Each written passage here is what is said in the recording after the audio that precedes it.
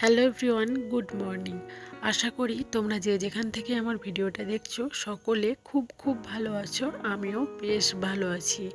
আজ নতুন আরও একটা ভিডিওতে তোমাদের সকলকে অনেক অনেক স্বাগত জানাই।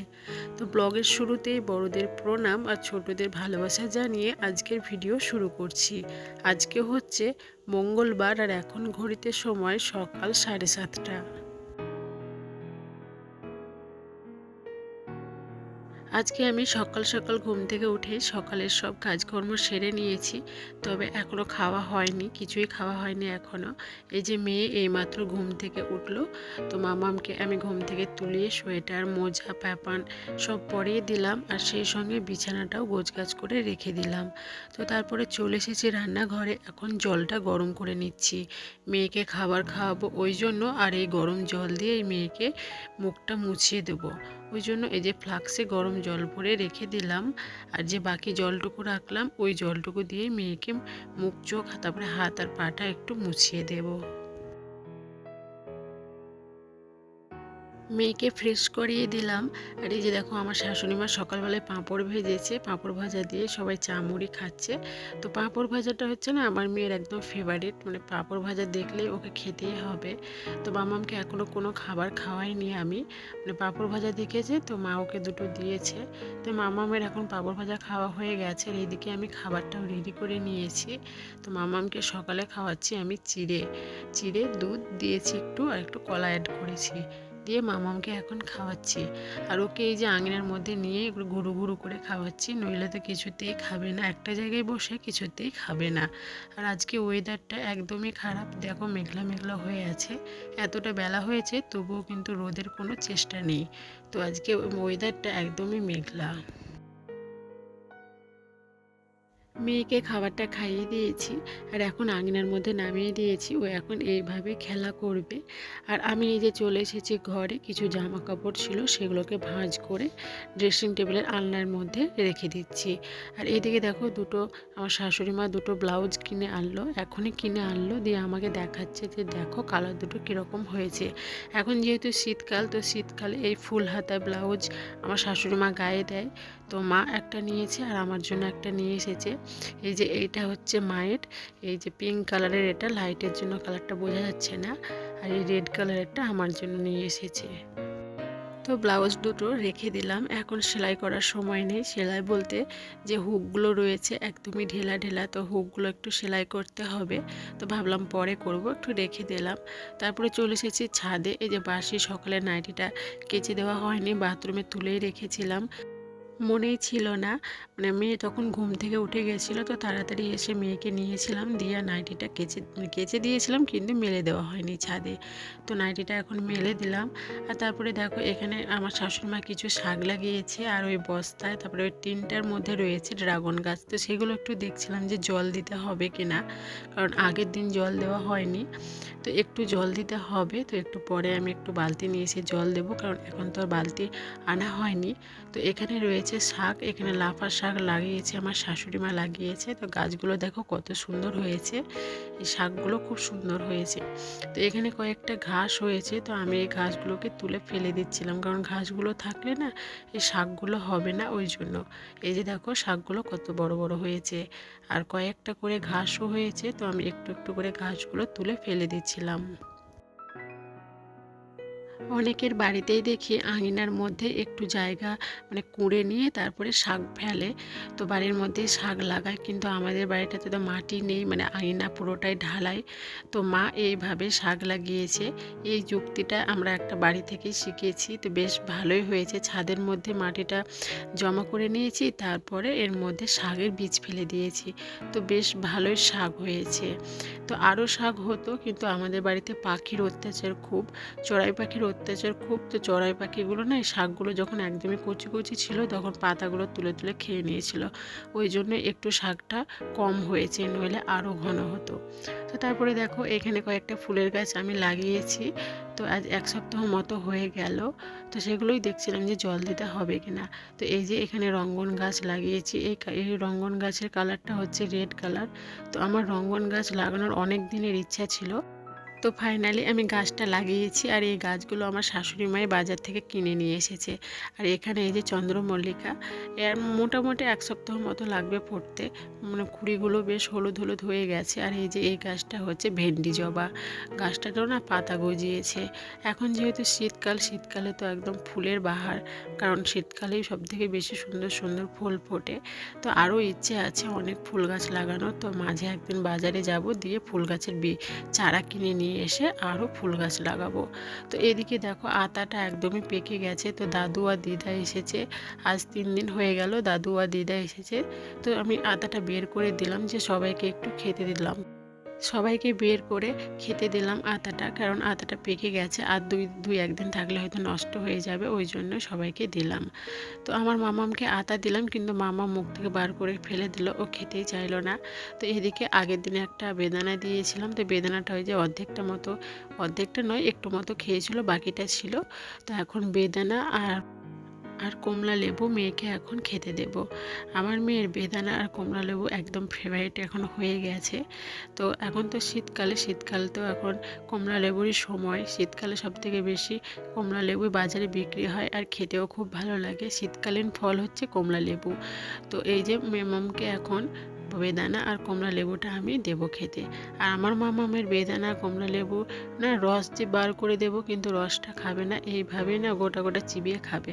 কিন্তু আমার মেয়ের একটা সুঅভ্যাস আছে, কি বলতো, এই যে বেদানাটা খাচ্ছে কিন্তু বীজগুলো কিন্তু মুখ থেকেও বার করে ফেলে দিচ্ছে। এই যে দেখো, ও রসটা খেয়ে নিচ্ছে কিন্তু বীজগুলো খাচ্ছে না, বীজগুলো মুখ থেকে বার করে ফেলে দিচ্ছে।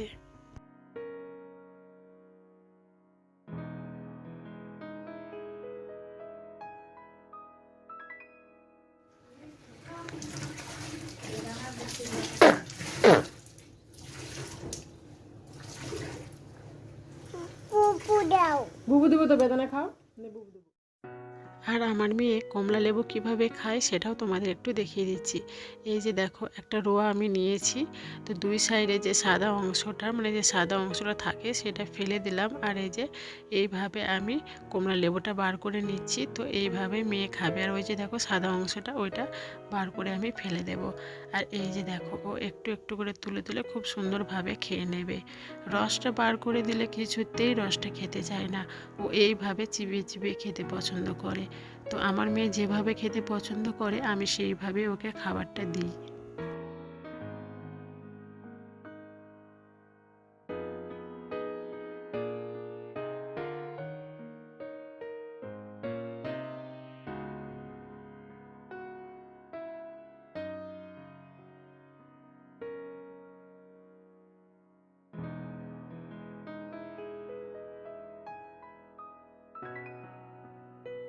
মেয়েকে আমি কমলা লেবুটা ছাড়িয়ে দিয়েছি, মেয়ে এখন টুকটুক করে খেয়ে নেবে। আর আমি এদিকে চলে এসেছি রান্নাঘরে। আজকে আমি রান্না করব না, আজকে শাশুড়ি মা রান্না করবে। তো মাকে আমি সবজিগুলো কেটে সব কিছু রেডি করে দিচ্ছি। তো আজকে না সব সবজি দিয়ে চচ্চড়ি বানাবো। তো এই যে দেখো, শিমটা কেটে নিচ্ছি। আর শিম দেখতে গেলে না একটু উপর দিকে তুলেই দেখতে হয়, কারণ শিমের মধ্যে পোকা থাকে। আর শিমটা যেহেতু ভেতর থেকে দেখা যায়, উপরের দিকে আলোর দিকে একটু তুলে ধরলে না শিমটা দেখা যায়। তা আমি ওইভাবে শিমটা তুলে ধরে শিমটা দেখছিলাম আর কাটছিলাম। তো শিমটা কাটা হয়ে গেল, এখন ফুলকপি ডাঁটাগুলো কেটে নেব। তো এই ফুলকপি ডাঁটা, তারপরে শিম, মূলো, আলু, বেগুন দিয়ে চচ্চড়ি খেতে না খুব ভালো লাগে। অনেকেই দেখি ফুলকপিটা খেয়ে নেয়, কিন্তু ফুলকপির ডাঁটাগুলোকে ফেলে দেয়। কিন্তু আমাদের বাড়িতে না ফুলকপির ডাঁটাগুলোকে ফেলি না, কারণ আমাদের বাড়িতে এই ফুলকপির ডাঁটা দিয়ে চচ্চড়ি খেতে সবাই ভীষণ ভীষণ ভালোবাসে। মানে সর্ষে আর সর্ষের সঙ্গে শুকনো লঙ্কা বেটে এই রান্নাটা করতে হয়। তো এটা খেতে ভীষণ ভালোবাসে। আর এখন যা বাজার, এখনকার বাজারে সবজির দাম তো একদম আকাশ ছোঁয়া, একদম চড়া বাজার। তো এই চড়া বাজারে সবজি একদম নষ্ট করা উচিতই নয়। এটাকে অবশ্য কিপটামো বললে চলবে না, এটাকে কিন্তু বুঝে সুঝে সংসার চালানোর বলা যায়। কারণ সংসার মানে অ্যাডজাস্ট আর আন্ডারস্ট্যান্ডিং।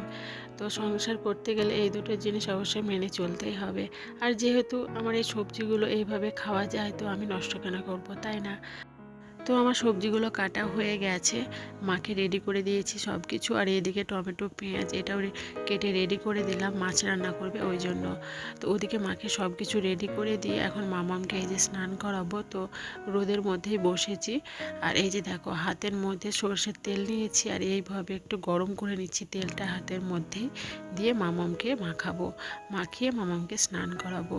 আর নারকেলের তেলটা আমি মাথায় দিই আর সরষের তেল গায়ে মাখাই।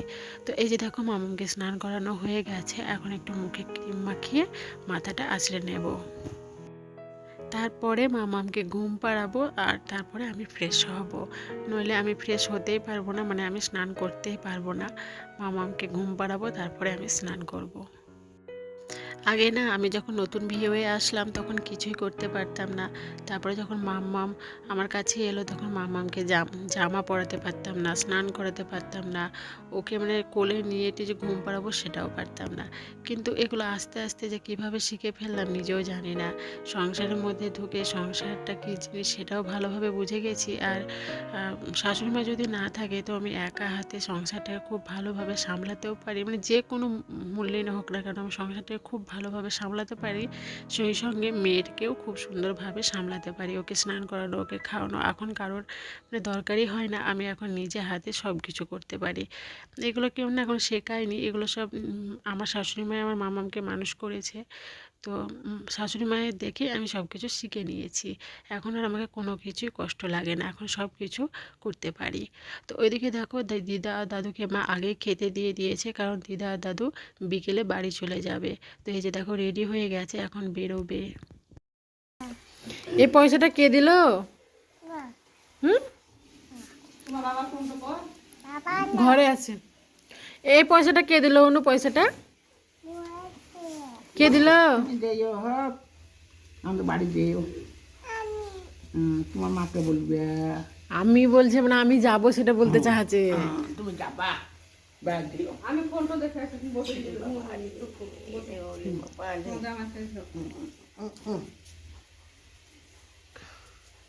না তুমি যাবা, তুমি যাবা বমার বাড়ি, তুমি পরে যাবা, বাবা আসবে তুমি যাবা। হুম, পাপাকে নিয়ে যাবা। হুম, মানে মাসি না। পয়সাটা কে দিয়েছে অনু? পয়সাটা পয়সাটা কে দিয়েছে? কি খুব খুশি, বমা দিয়েছে। হুম, কি কিনবা? চকো, এখন পয়সা দেখলেই চকো। তো দিদারা বাড়ি চলে গেল। এই দুদিন দিদা দাদু ছিল, বাড়িটা বেশ মানে ভর্না ভর্না লাগছিল, আর বেশ ভালোই লাগছিল। দিদা দাদু চলে গেল, মনটা ভীষণই খারাপ হয়ে গেল, আর বাড়িটাও একদম ফাঁকা ফাঁকা হয়ে গেল। তো যাই হোক, এই যে দেখো এখন সন্ধে ওই 6টা কি 6:30টার মতো বাজে। আমি একটু আদা দিয়ে চা করে নিলাম, বাড়ির সবাইকে এখন চা দেব। আর বাড়ির বারান্দায় ওই যে টিভি চলছে, এখন সবাই টিভি দেখছে, তো সবাইকে আমি চাটা দিয়ে আসলাম। আর মেয়েকে খাবার খাওয়াবো, এই যে দুধ ভাত। মেয়েকে ঘুম পেয়ে গেছে তো ভাবলাম একটু ভারী খাবারই খাইয়ে দিই, কারণ ঘুমিয়ে গেলে আরও উঠবে না। ওই জন্য এই যে খাবারটা আমি রেডি করে নিয়েছি, দুধ ভাত, আর এখানে একটু চিনি অ্যাড করেছি, কারণ মিষ্টি না হলে না মেয়ে খেতে চায় না। তো এই যে দেখো এখন খাওয়াবো, কিন্তু খাওয়াতে গেলে ওই যে কি দুষ্টুমি দেখো, ওই যে আমি খাওয়াতে যাচ্ছি কিছুতেই খাবে না। মানে এত কষ্ট করে ওকে খাওয়াতে হয়, মানে বাচ্চাদের যে কিভাবে সামলাতে হয় আর ওদেরকে যে কিভাবে খাওয়াতে হয় সেটা একজন মাই মানে সারাদিন যুদ্ধ করে আর কি, এটা যুদ্ধই বলবো, কারণ যদিকে যুদ্ধ করে কিন্তু খাওয়াতে হয়। মানে একটু খাওয়াবো খুব সুন্দরভাবে যে খেয়ে নেবে এমনটা নয়, খুব কষ্ট করে খাওয়াতে হয়। তো যাই হোক, এদিকে এই যে মামামকে খাইয়ে দিচ্ছি। একটু একটু কান্না করছে, তবে যতটা খাবে আমি ততটাই খাওয়াবো, ওকে জোর করে খাওয়াবো না। তো যাই হোক বন্ধুরা, আজকের মতো ভিডিওটা এখানেই শেষ করলাম। আমার এই ছোট্ট ভিডিওটা যদি ভালো লাগে তো অবশ্যই একটা লাইক করো, সেই সঙ্গে আমার চ্যানেলটি সাবস্ক্রাইব করতে ভুলো না। আমার এই ছোট্ট পরিবারকে অনেক অনেক বড় করার ইচ্ছে আছে, তোমরা একটু আমাকে সাপোর্ট করো, আমার পাশে থেকো, কারণ এগুলো আমার একার সম্ভব নয়, আমার একার হাতে নেই। তোমরা যদি একটু সাপোর্ট করো তাহলে সেটা সম্ভব। তো প্লিজ তোমরা একটু সাপোর্ট করো আমাকে, আমার অনেক স্বপ্ন আছে, সেগুলো যেন আমি পূরণ করতে পারি। তো তোমাদের ভালোবাসা, তোমাদের সাপোর্ট আমার একান্তই প্রয়োজন। তো তোমাদের একটা কথাই বলবো, আমার এই ছোট্ট ভিডিওটা যদি ভালো লাগে তো অবশ্যই একটা কমেন্ট করে জানিও। তো চলো আজকের মতো টাটা, তোমরা সবাই খুব ভালো থেকো, সুস্থ থেকো।